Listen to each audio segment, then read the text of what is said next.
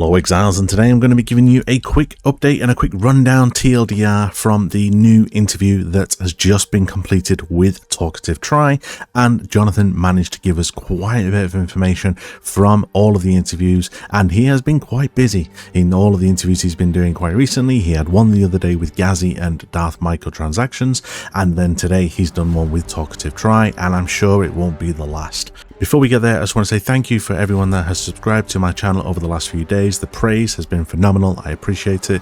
Obviously, we want to keep going. We want to try and get it to 5,000, so let's keep going. With that being said, let's jump into this content. So the first piece of information that Jonathan told us is that you are, at the moment, at the beginning of early access, you are not going to be able to change Ascendancy, which you could see that as a bit of a bad thing because you're not going to be able to chop and change, but I see that as a bit of a win because that means that your decision is now hard locked in, and if you are wanting to change class or maybe change Ascendancy, then it means that you are then going to have to play through the campaign again. But what that means is you will then get used to running through the campaign, because I can imagine we are going to be running this campaign for the foreseeable future. The next thing he advised is that during the weapon swap chat, they spoke about the weapon swap skill points, and he asked, are we able to use these points to allocate them onto keystones? And in short, the answer is no. Because of the fact that it interacts with necromantic aegis, they said that it throws a whole lot of problems in developer issues with the fact with the shield and how it affects the shield and all that good stuff. So for short reasons, no. Next thing is he advised that we are looking to be getting around about 122 skill points through all of the points that we get from the axe and everything else that we get in terms of levels. So in total 122, which obviously is 1 point less than what we would get, or 1 or 2 points less depending on how you look at it, from PoE 1.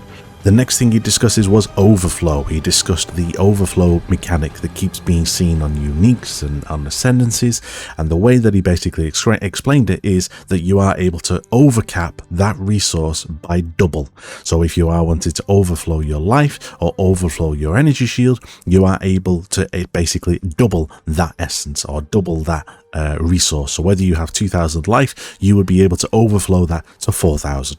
Same with energy shield. Following on from that, he then asked whether we are able to use our Ascendancy skills and connect them to a meta gem, and he basically said no, we cannot move our Ascendancy skills into a meta gem.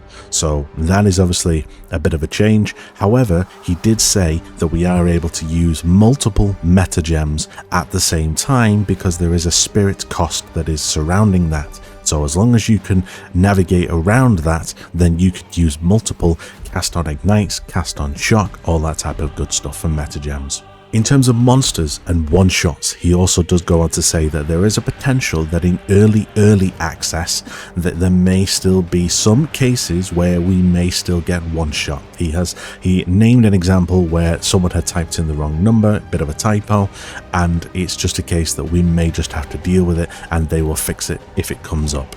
If it comes up and you're actually getting obliterated by this one rare, he's got some ridiculous ability, then it may be something that you then need to raise to the support team or maybe raise a ticket on it, but that is entirely up to you and how you've dealt with it. He discussed the type of monsters, and he stated that in every single biome there is at least one type of monster which is always going to be in that biome. The rest of the monsters within that map will be completely random, which kind of helps if you are wanting to kind of target farm and you want to avoid some particular monsters. So if you don't like, let's say, a particular monster in a particular biome, then you can stay away from it.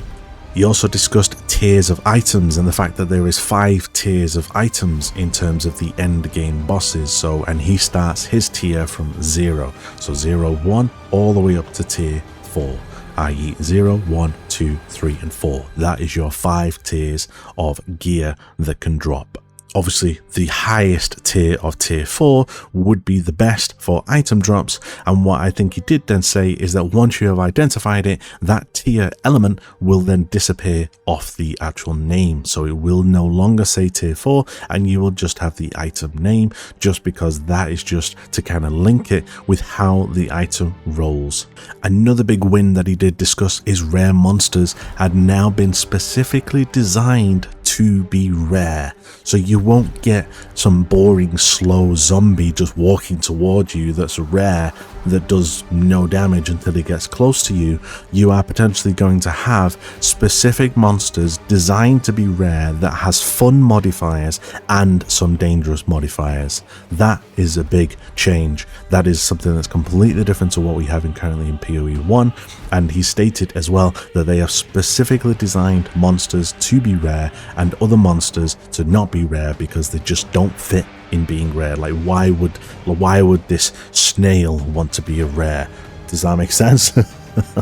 He also discussed tier 1 to 15 maps, and that there is a tier 16, but the only way to be able to get to tier 16 is by a corruption outcome.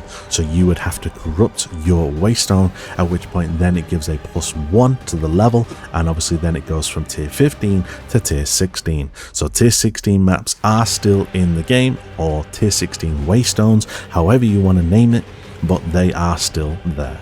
He also confirmed that GeForce Now is ready, and it should be ready for Path of Exile 2 early access. So if you are currently using GeForce Now, then you should have no problems in running that on the 6th of December. He also did go on to discuss that PoE 2 trade will be functional on day 1, and that there may be some slight variations to the artwork, and that it may not look so pretty, but the website will functionally work as practically as we need it to be.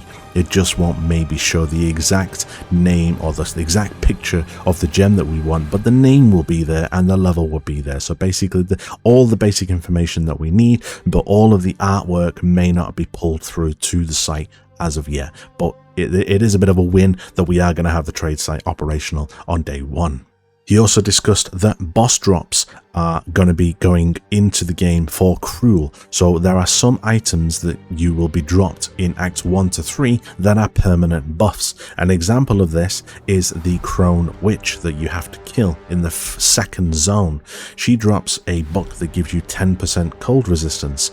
He then stated that that would happen again when you run through the acts in Cruel mode, so you would then get a potential another 10% cold resistance. He did also state that it may change and it may move around, or they may just completely change them completely and turn into something else. We won't know until we play through it, but that is a win in terms of the fact that we do get permanent buffs twice. He was asked about advanced and ultimate item bases that we keep seeing. Now the reason for this is because there is item bases that they have not shown off yet that are specific to Acts 4, 5 and 6 that we are not going to see for quite some months. Now because they don't want to show off these bases yet and they don't want to show what they look like, what they have done is they have basically made a duplicate and they have renamed them Advanced and Ultimate, and obviously they will then release them at a later date when they release the Act 4 to 6 acts, and you will then be able to see those base types. He then goes on to say that the base types are specific to certain zones. So when you are running through Act 2 in the Vastari Desert, you will be getting Marraketh drops, and obviously carrying on, when you then move into Act, let's say Act 3 or Act 4, you will be getting items of the same equivalence for that act. So he doesn't really want to show us the base types for Act 4, Act 5 and Act 6 yet, because they're still working on those acts. And the last thing that he did discuss that is obviously a bit of a tidbit that we need to know is that runes that you socket into your armor pieces are unremovable, so you cannot remove them. So think twice before you socket a rune, because once you put it in, there is no taking it out. Think of it as like a tattoo, but with a tattoo in real life. You cannot remove a tattoo. You may be able to try and remove it via surgery, but it's costly. So once you put that rune in, it's a case that is there for life. Now I am going to run through a few more little things, but they are the main 15 things that he did say. There were a few other little tidbits that I am going to run through with yourself now in quick bullet form fashion. He said that Facebreakers is still going to be in PoE 2. He said that you are not going to be able to respec your tree by clicking one node. You are going to have to do it point by point by point. He did say that all the monsters have been reshuffled around in Cruel, so in the Acts 1 to 3 you may come into the second zone and you may be met with a bunch of rowers that may be in later on in the Act 1, so all of the monsters have been shifted around. Splinters drop in stacks rather than in splits. That is for later on in the end game, because you may get a modifier that says 10% increase splinters. So if you drop a stack of 5, it may then drop an additional 1, or it may not. Obviously, because we all know PoE 2 rounds down. We'll just have to wait and see. He also stated that he may be looking into adding a MTX volume for towns. As we all love the Goblin Troop, he stated that he has had a few complaints recently, or a few people have raised it to him, that obviously that the noise of the Goblin Troop in town, if you have 3 or 4 people in town all with the Goblin Troop, your sounds are just constantly bigger, whatever the hell they're singing. That, yeah. So he is thinking about adding in the settings a MTX volume that you can change in the settings. And finally, Jonathan stated that he will be logging in on the 6th of December. As soon as he has extinguished the server fire, which potentially will be resulted by everyone trying to log in, then he will be logging in to play. And so will I, and I'm sure so will a lot of the community. I hope you will join me. I will be streaming on Twitch, so if you want to join me, then I will be on there. The link is in my description below, so come and join me and we can see how I do on day 1. Other than that, guys, that is basically it. Just wanted to do a quick TLDR, quick rundown of everything that was mentioned, all the key bits from the interview. Thank you for watching, and until the next video, stay sane.